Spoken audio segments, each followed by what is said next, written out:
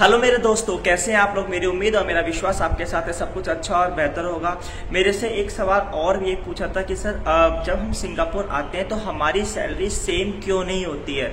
कुछ लोगों की सैलरी ज़्यादा होती है, कुछ सैलरी कम होती है, किसी को कुछ बहुत ही कम मिलती है। तो ऐसा क्यों मिलता है। तो एग्जाम्पल के तौर पर टेम्प्रेरी एम्प्लॉयमेंट पास की ही बात करते हैं। जब लोग आते हैं सिंगापुर में, किसी को 1500 मिल रहा है, किसी को 1700 मिल रहा है, किसी के पास ओवर टाइम है, किसी के पास नहीं है, किसी को $2200 मिल रही है। ये सब कैसे, क्यों एक सैलरी फिक्स नहीं है।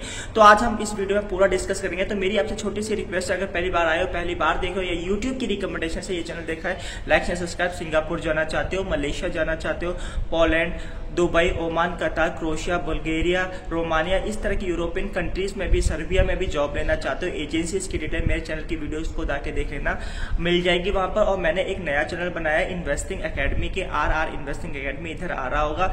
वहां पर जो मकसद है 40 से 50 हजार रुपए महीना जैसे इन्वेस्टिंग करके कमाते हैं, आप भी कमा सकते हो। वहां पर आपको इन्फॉर्मेशन बहुत अच्छी मिलेगी, तो उसको चैनल को सपोर्ट कर लेना। चैनल का जो लिंक है वीडियो के डिस्क्रिप्शन में है। अब बात करते हैं कि यार देखो, सिंगापुर आते हैं, डिपेंड करता है कि कंपनी कौन सी है। कुछ कंपनीज में क्या होता है कि जब टेम्परेरी एम्प्लॉयमेंट पास के लिए लोग आते हैं, वहाँ पर ज़रूरतमंदों की बहुत सारी होती है और वहाँ पर जो जॉब होती है वो ज़्यादा होती है। तो जॉब ज़्यादा होती है, जब लोग आप परफॉर्मेंस ज़्यादा करोगे तो आपको पेड बहुत अच्छा मिलेगा, सैलरी अच्छी मिलेगी।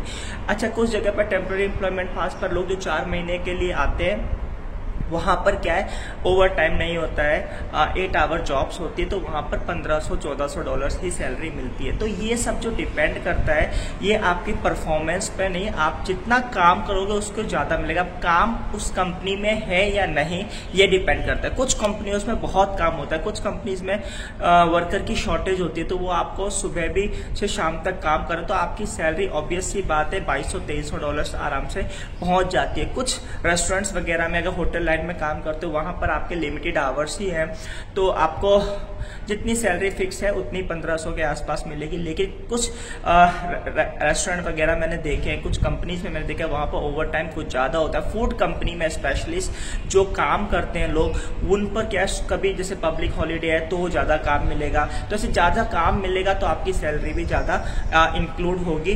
तो उस वजह से थोड़ा सा ये फैक्टर है, और कोई फैक्टर नहीं है कि जैसे कि भाई ऐसी कंपनी टू कंपनी, कुछ कंपनीज में सैलरी होती तो उतनी 1500 है, लेकिन काम ज्यादा होता है तो ओवर टाइम लगा के उसको $2200-2300 कमा लेता है। ये रीजन है। तो ये चीजें कैसे होती है, या ये कुछ चीजें देखो ऐसा होता है, लक भी होता है। कभी किसी कंपनी में हम अच्छी कंपनी में चले जाते हैं, कभी कोई कंपनी तो सारी अच्छी है, लेकिन वहां पर जो काम होता है, कभी हमें जैसे हम किसी कंपनी में ज्वाइन करें और वहां पर अनफॉर्चुनेटली कोई जो वर्कर है वो हॉलीडे पर चला गया, या कोई छुट्टी पर चला गया, या लीव पर चला गया, तो अगर आपको काम आता है, अगर आप उसका भी काम करते हो तो आपको सैलरी ज्यादा मिलती है। इस वजह से कुछ सैलरी ज्यादा हो जाती है। तो आई होप सो आपको चीज समझ में आ गई होगी। एक कुछ जैसे टेम्परेरी एम्प्लॉयमेंट पास पर कोई बंदा आया और फिर वो उस कंपनी में कोई 1 या 2 बंदे किसी वजह से सिक हैं या हॉलीडे लीव पर चले गए, तो वहां पर काम ज्यादा होगा, तो आपको वहां पर सैलरी ज्यादा मिलेगी अगर आप ज्यादा काम करोगे। तो